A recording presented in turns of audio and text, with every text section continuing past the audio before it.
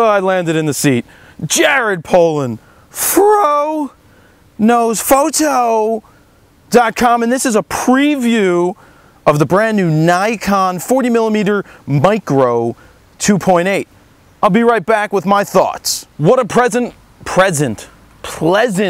surprise to wake up to, and that's an announcement of a new Nikon lens that actually didn't leak for once, which is great to know that those sites aren't always getting the leaks. But anyway, what was announced? Well, a 40mm 2.8 Micro DX AFS.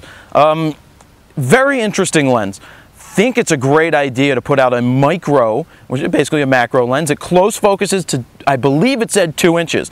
I'm not going to get all technical and read you the curves and the specs because I don't care about that as much, and I think most people don't care as much. They want to know what this lens is good for. Should I get the 40mm Micro 2.8, the 50 1.8 AFG, or the 35 1.8 AFG? It's an interesting choice, but let's look at this lens a little more. I don't actually have one yet because this is a preview, but if I was to do a sniff test, imaginary sniff test, it smells like it possibly could be an Oscar Mayer wiener. Not a wiener, a winner. It could be a winner.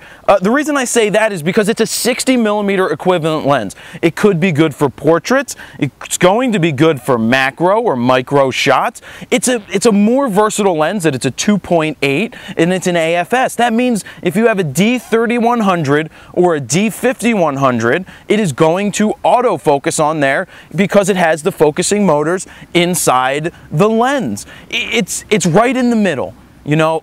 It's not 1.8, but it's a 2.8. And for all of those people out there that say, I only recommend really expensive lenses, this is a 2.8 micro lens for $279. At least that's what the MSRP is. Alan's going to carry these. You can give him a call and get on hold. Put your name on a list for this if you want. I'll put the number down below. And, you know, I will be testing this lens out. I really think it may be the lens to go with when you're just starting out. I mean, instead of a 35, I mean, I love the 35. I think a 50 is a great lens, but let's break it down. I don't think the 50 you should go with.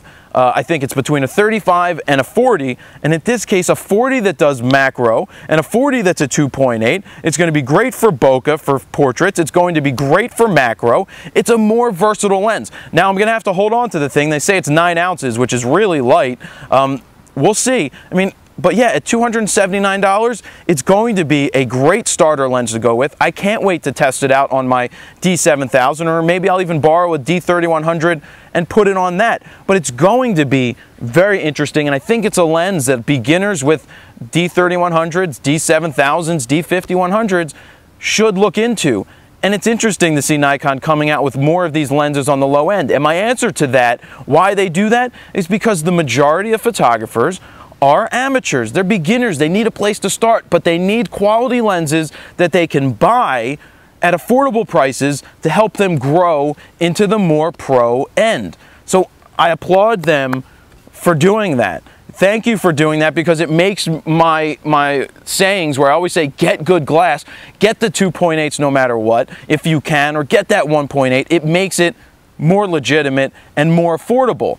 So this is going to go against, say, some of the Sigma 50mm macros, some of the Tamron macros, and we'll see how it fits. But for $279, I think you can't miss out with this lens, even if you got it over the 35 1.8. It's going to be a very versatile lens all the way around. Can't wait to test it. Can't wait to hold on to it. Check it out.